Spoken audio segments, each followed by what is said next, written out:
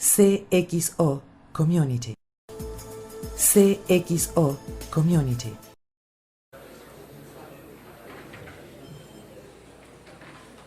Bueno, buenas tardes a todos. Gracias por permanecer hasta acá. Bueno, sabemos que no han tenido la oportunidad de un break. Así que vamos a estar cerrando con este último panel que se dio a llamar Mentiras Verdaderas. Como tema, como tal, en verdad es un tema muy apasionante, sobre todo porque creemos que al momento de las preguntas pueda generar alguna polémica. Y no es que la busquemos, pero sí sería bueno que todos pudiéramos participar una vez que los expositores hayan culminado con sus presentaciones. Tenemos aquí hoy a María Laura Quiñones Urquiza. Ya es conocida por muchos de ustedes. Ella es criminóloga, perfiladora criminal. Ella está especializada en investigación y gestión de agresiones de asesinos seriales. También estudió psicología, criminología, obviamente, criminalística, y tanatología y lesionología. Tanatología, lesionología y patología forense. ¿Eso incide en el matrimonio, de lesionología? ¿Incide en el matrimonio esto de lesionología cuando hay algún...? Depende. Ok. Bien. Ella nos va a estar hablando de un caso muy reciente, que es el de Breivik, un chico que de un día para el otro se le ocurrió tomar un arma, ¿no? Y matar a unos cuantos conocidos. Y después tenemos a Sergio Rulicki. Sergio es antropólogo, recibido en la Universidad de Buenos Aires, es doctor en comunicación social de la Universidad Austral. Fue el endorser científico para el lanzamiento de Lie to Me para la cadena Fox en Latinoamérica. Y él hará, luego de la presentación de María Laura, una apreciación de todo este tema, pero fundamentalmente llevado desde un lado actoral, por lo cual esperamos también de que tenga ese lado dinámico que pretendemos darle a este último bloque. Bueno, con ustedes acá entonces. Bueno, a la edad de 16 años, Ted Kaczynski termina el secundario e ingresa a Harvard con un coeficiente intelectual de 170. 5 años después se recibe en Harvard con un doctorado en matemáticas. ¿Y qué ocurre aquí? Viene algo llamado esquizofrenia.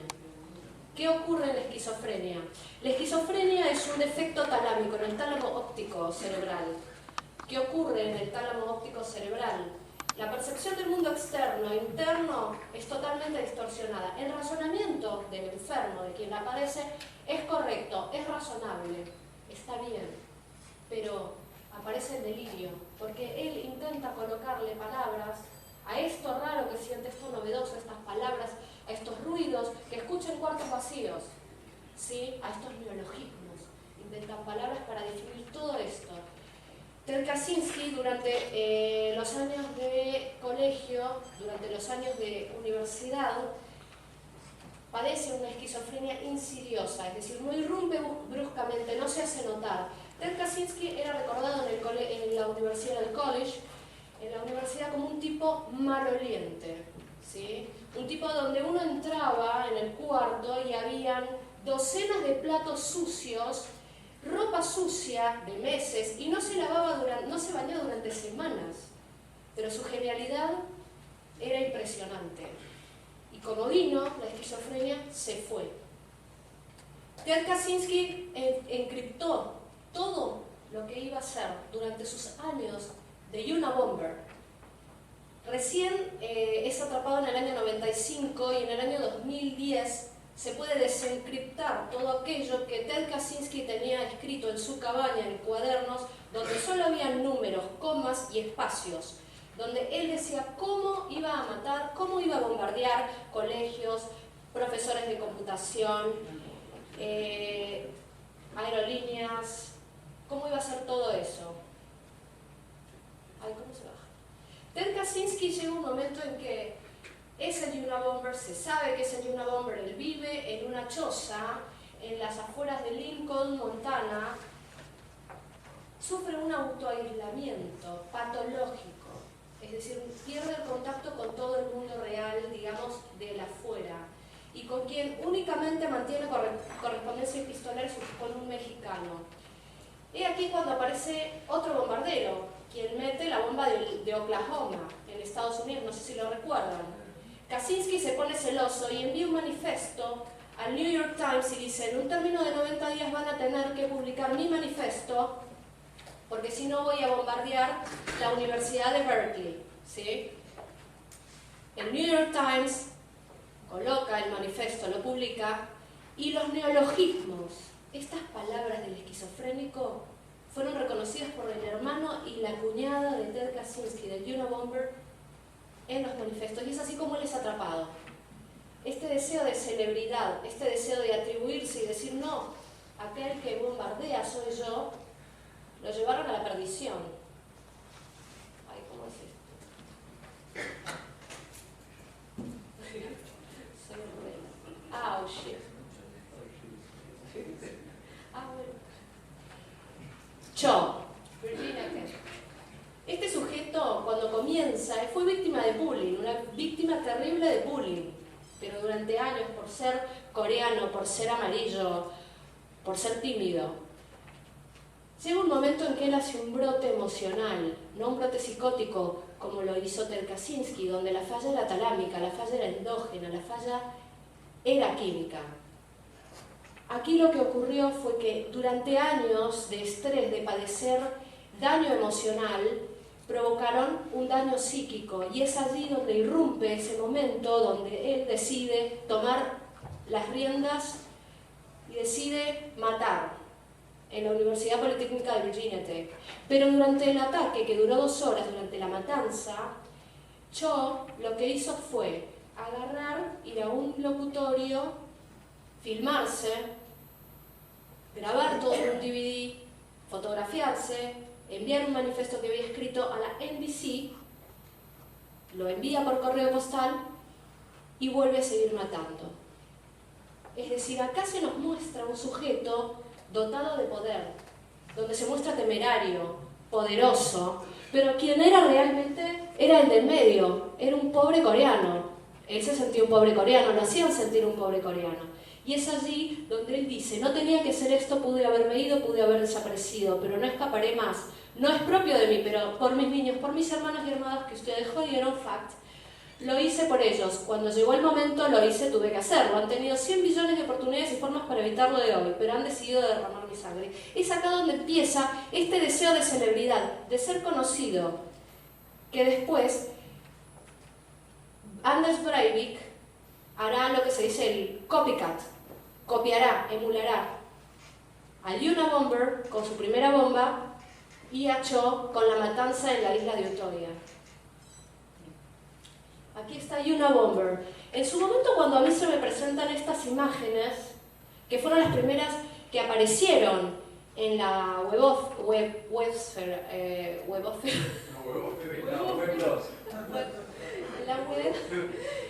se me presenta este sujeto y yo digo, no me da psicótico como Meneses del asesino en masa de Río de Janeiro, tampoco me da psicópata, porque a la edad de 32 años tendría que haber tenido ya antecedentes penales. ¿Quién es? Entonces pienso, ¿quién puede presentarse de esta manera, mostrándose como un sujeto poderoso, miembro de una élite, como lo es la masonería, miembro, bueno, de una gran logia, como lo puede ser, no sé, los generales, como un gran salvador, como es un caballero templario y un jugador de paintball? Solamente un sujeto, narciso, pero a su vez paranoide. ¿Por qué paranoide? Porque él se presenta atajándose, es decir, no muestra una foto con una chomba. ¿Se entiende? Él no se muestra con una foto tranquilo, con una fotografía donde está con una camiseta que dice, no sé, la Clash, claro, una cosa así. Entonces, elaboro esta hipótesis en un principio y comprendo que él lo que quiso hacer es un copycat, es una emulación a la choza del Unabomber, en las afueras de Lincoln. Unabomber se mudó a esta choza donde no había ni electricidad ni agua corriente y vivía de cazar conejos. Anders Breivik se muda a una choza distinta a las afueras de Oslo, pero con todas las comodidades, es decir, él seguía teniendo contacto con la web, con la gente de afuera, es decir, no hubo un autoaislamiento, pero sí se mostraban índices de narcisismo y paranoia. y tenía, bueno, una red social, él era parte de Twitter, donde lo primero que tuitea es "One person with a belief is equal to the force of 100,000 who have only interest". O sea, una persona con una creencia es igual a la fuerza de 100.000 hombres que solamente tienen intereses. Y encuentro 2083 Knight Templar, 2083 Caballeros Templarios, que era un PowerPoint que se estaba posteando en YouTube y que cuando él comete los primeros ataques en la isla de Utoya, es sacado de YouTube, pero es vuelto a poner por otras personas en diferentes canales, es decir, había que rastrearlo para poder verlo. Y es ahí donde después, unos días después, aparece lo que es el manifiesto de 1500 hojas que escribió, que se llama Una Declaración Europea de Independencia, 2083. Este es el símbolo de los caballeros templarios, es decir, una rama esotérica de la logia masónica. Ahora, yo pienso, ¿qué debe haber sentido él? Es decir, juntando durante 2 años en una granja, haciéndose pasar por un granjero en las afueras de Oslo, juntando abono, ¿sí?, para colocar una bomba en el centro de Oslo en hora pico para obtener únicamente 11 muertos. Se debe haber sentido un tarado. Es decir, él anunciaba acá que iba a haber un gran cambio después de lo que él iba a hacer, que él iba a ser mucho más que Hitler. Es decir, era un bochorno. Imagínense 2 años de estiércol para únicamente 11 muertos. Es terrible desde el punto de vista criminal, es ineficiente. Pero esto no dejaba uno de, bueno, a mí que me gusta todo esto, poder leer, ¿no?, lo que él había escrito. Y él acá daba órdenes, porque no póstumas, porque él no se iba a matar, no nos iba a privar de su presencia, nosotros los mortales. De todo lo que habría que hacer para poder difundir todo esto que él había escrito. Pedía a los hermanos de varios países que sea traducido su manifiesto al inglés, al francés, al alemán, al español. Y acá él escribe el comienzo de su manifiesto, donde coloca: sinceros y patriotas saludos, Andrew Breivik, London, Inglaterra, 2011. Caballero justiciero, comandante de los Caballeros Templarios de Europa y uno de los pocos líderes de la Movimiento de Resistencia Nacional Paneuropeo, de patriotas paneuropeos, con la asistencia de hermanos y hermanas de Inglaterra, Francia, Alemania, Suecia, Austria, España, Finlandia, Bélgica, Holanda, Dinamarca, Estados Unidos, Bolivia, no sé, Burkina Faso. Era terrible. Todo lo que colocaba él era espantosamente, es decir, yo que lo he leído encontraba que había un índice terrible de agresividad, de narcisismo clínico, de mucha paranoia. Era un tipo pro-tecnológico, antimulticulturalista, antimarxista, islamofóbico y era adicto a la computadora. Él dijo que había invertido en escribir su manifiesto 317.000 euros, tardó 9 años en escribirlo. 317.000 euros realmente no sé cómo, porque él comenta que 157 correspondían a sus ahorros durante 4 años, pero el resto era de lucro cesante, es decir, de no haber hecho nada y solamente dedicarse a escribir el manifiesto. Intenta emular al Unabomber, pero no lo logra, porque Unabomber era un genio. Unabomber era, digamos, dentro de la esquizofrenia. Quienes han leído el manifiesto de Unabomber se dan cuenta que, bueno, dentro de lo... no es irracional, clínicamente no es irracional lo que él dice. Y tiene, digamos, un poder de síntesis y una claridad en lo que escribe que realmente no tiene nada que ver con Breivik, que copia y se hace y se apodera de un montón de ideas paneuropeas, islamofóbicas, que nada tienen que ver, digamos, con lo que profesa. Bueno, y acá estamos viendo la diferencia entre uno y otro. Otra de las cosas que a mí me impresionó, más allá de querer él, bueno, hacerse célebre, porque, digamos, en cuestiones de agresiones sexuales o de asesinos en serie o de homicidios, por lo menos yo veo diferentes motivaciones, y algunas son por poder, algunas son puramente sexuales, algunas son sádicas, algunas son para reafirmarse, otras veces el agresor sexual tiene la plena seguridad que la víctima se va a enamorar de él, es decir, a veces se disculpan, mandan cartas a la víctima. Esto es una fantasía que ellos albergan en su mente. Pero acá, en Breivik, existía más que un deseo de poder o de, digamos, profesar alguna ideología, existía el deseo de aprovechar y abusar de las redes sociales, ¿sí? De aprovechar y abusar de lo que era el uso de Internet para hacerse célebre. Y a mí una de las cuestiones, digamos, todo esto me pareció bastante interesante, pero lo que realmente me llamó mucho la atención fue esta parte donde está la mujer, la musulmana esperando un bebé, pero lo que me dio el índice, digamos, clínico de la paranoia son los ojos de esta mujer. Y seguí buscando y encontré esto. Encontré a Breivik, cómo Breivik se sentía en realidad y cómo veía los ojos del otro. Es decir, ahí encuentro que el narcisismo y la paranoia son las dos caras de una misma moneda. Digamos, el narcisismo viene a ser el deseo de ser mirado, el deseo de ser admirado, pero la paranoia es el temor a ser admirado. En la paranoia patológica lo que ocurre, ¿qué es? Es una variante del narcisismo, es decir, no te están mirando, pero vos pensás que te están mirando, ¿sí? Es un ida y vuelta imaginario en la visión de los otros, y es ahí donde encuentro esto, que en el fondo este era Breivik y estos eran los ojos de la madre. Y es por eso que él postea esto, porque él era una granada. Bueno, y esto es todo lo otro más que encontré, que bueno, me pareció interesante desde el punto de vista de plantearme, o sea, hasta dónde es válido, digamos, la libertad de expresión y desde dónde esto no era previsible. No era previsible la peligrosidad de Breivik. Con todo esto que yo vi, ese PowerPoint, era realmente de temer. Un sujeto que, honestamente, yo si leía eso, hubiese dicho, no, este tipo estalla en cualquier momento.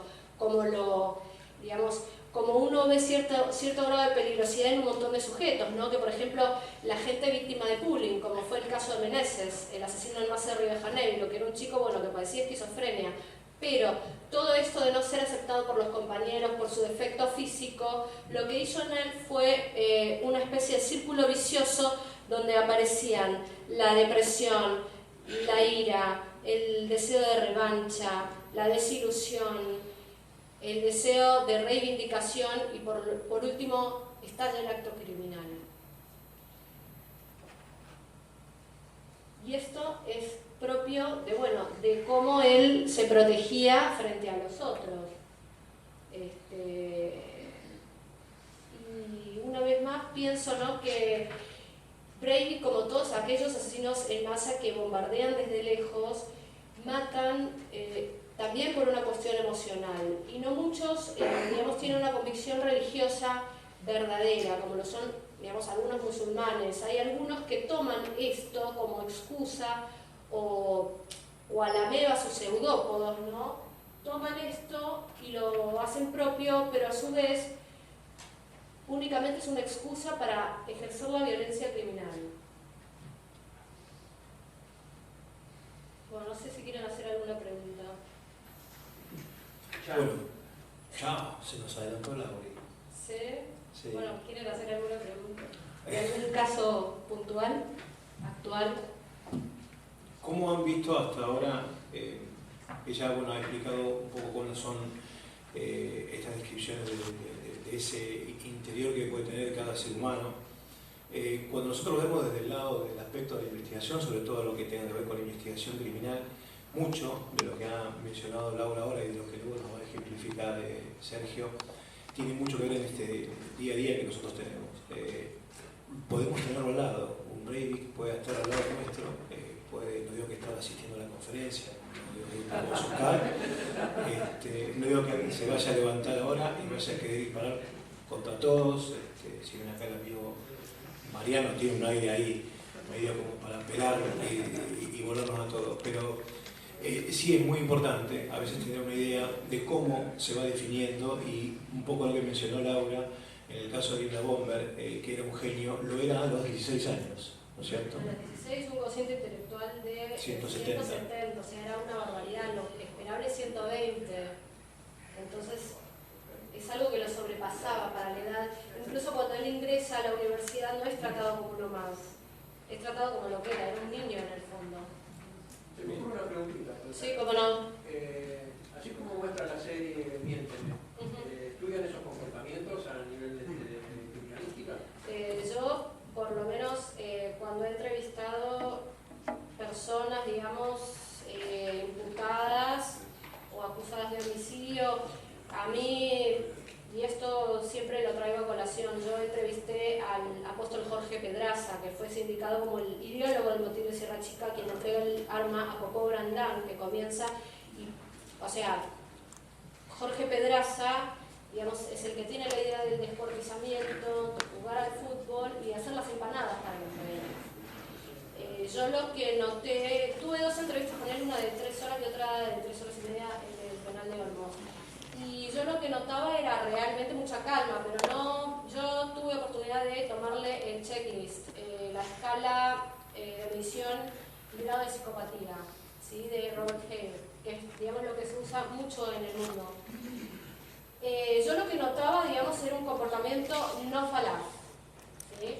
Mucha tranquilidad, que muchas veces puede ser propio del psicópata, pero en el psicópata hay algo que aparece que es lo que se llama la demencia semántica. La demencia semántica consiste en el psicópata lo que tiene es, no tiene registrado el sentimiento, digamos, de dolor, de pena, de culpa, ¿sí? Lo imita porque los otros lo sienten para mimetizarse con el resto de las personas. Pero hablarle de dolor, de tristeza a un psicópata es como explicarle el color rojo a un daltónico, ¿sí? Pero yo sí veía emoción en Jorge Pedraza cuando hablaba de la hija, cuando hablaba de la madre. Realmente es así cuando él se quebraba.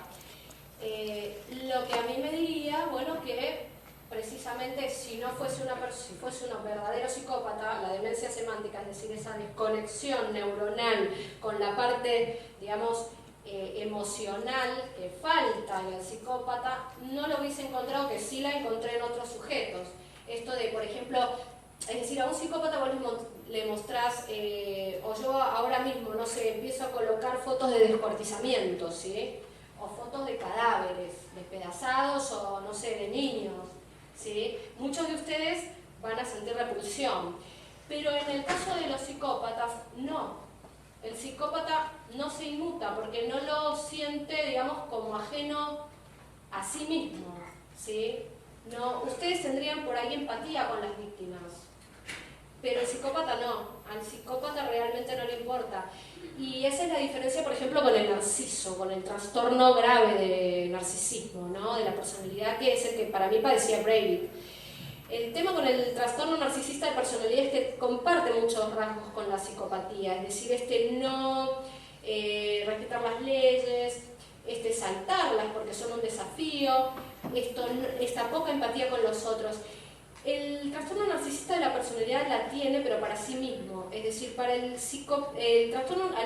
narcisista, si vos no estás conmigo, vos estás contra mí. Es decir, yo al sentir que estás contra mí, hay algún afecto allí.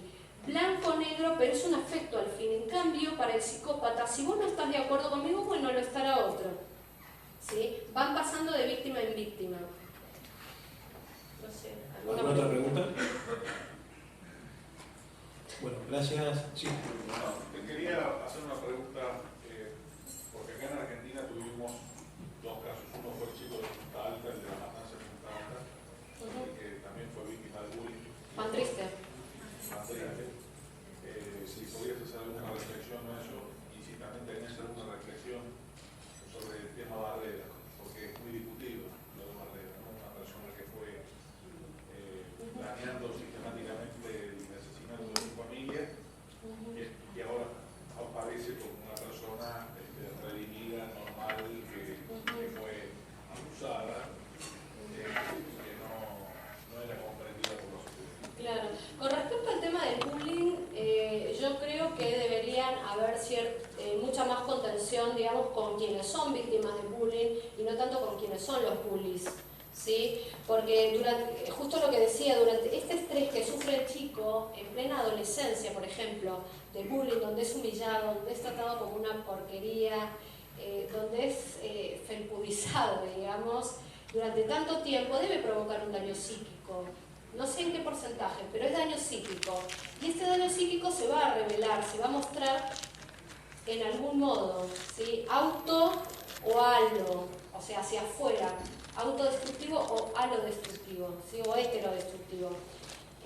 Yo pienso que, bueno, que habría que trabajar con las víctimas más que nada del bullying, porque esto no se puede permitir, porque son cuestiones, si uno lo permite, lo revalida, es decir, si yo sigo permitiendo que todo esto aparezca en internet, por ejemplo, lo que posteó el PowerPoint Breivik y lo que posteó también con el manifiesto o las imágenes de Cho, yo estoy revalidando, es decir, le estoy diciendo al chico que no se sentía que era nada, que había sido humillado, que había sido tratado como una larva astral, por decirlo de alguna manera, le estoy validando. Bueno, vos querés ser alguien, vos querés estar bajo los reflectores, vos querés tener notoriedad, andá y matá, porque vas a estar así, vas a aparecer en todas partes. Ese es el mensaje que se da, que es bastante paradójico, a mi entender. Respecto al tema de Barrera, yo no sabría decir si padece una psicopatía, es decir, no he tenido contacto con él. Lo que sí puedo decir es que por la escena, la victimología, yo creo que es una persona que esto ya lo tenía planeado, es decir, él tuvo un escape, él pudo haber empezado una nueva vida porque tengo entendido que estaba separado y solamente atendía en el mismo lugar el consultorio, en la misma casa, ¿sí? Es decir, esto ya rondaba su cabeza, solo esperó el momento para hacerlo. La oportunidad vino, se presentó y él lo hizo. Lo que no quita que él haya sido víctima de maltrato. O sea, cuando él habla, él cuenta que había sido maltratado por todos los miembros de la familia, es decir, a mí me parece creíble lo que dice, pero lo que no puedo afirmar si es este maltrato real o imaginario. Porque, como lo sabe el doctor Rulicki, uno puede imaginar cosas, es decir, creerse realmente lo que está diciendo y actuar gestualmente en consecuencia. CXO Community.